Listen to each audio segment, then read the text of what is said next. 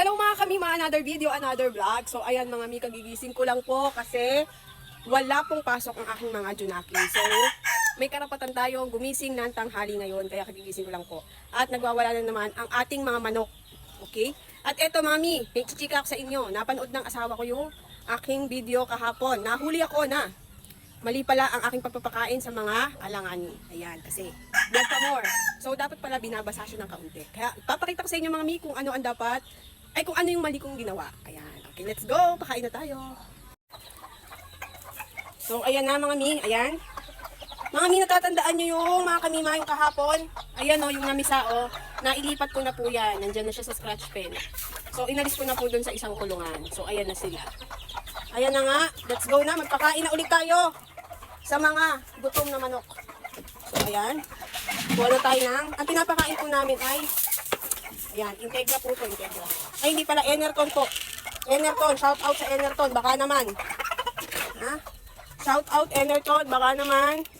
Magpadala ka ng isang sako sa amin, o diba? Not sponsor po yan. Hello, Pogi. Ayan. Sige, kumain kayo ng madami para pag nilabang ka sa sabong, eh manalo tayo. Charot.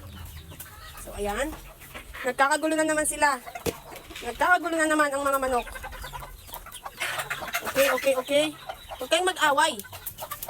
Masama yung nag-aaway. Charot. So, ito. So, ito mga mi yung alanganin na dapat pala binabasahan ng kaunti yung patuka. So, wait, babalikan ko kayo ha. Ang dali lang. O, ito na naman si Bantang.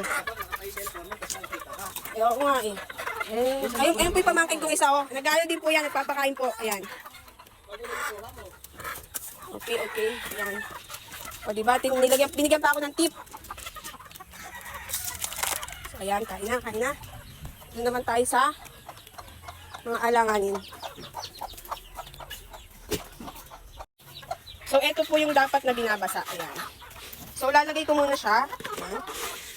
Kuha tayo. So, ayan, ilagay ko na. So, kuha ko tayo ng kaunting tubig kasi kailangan binabasa siya.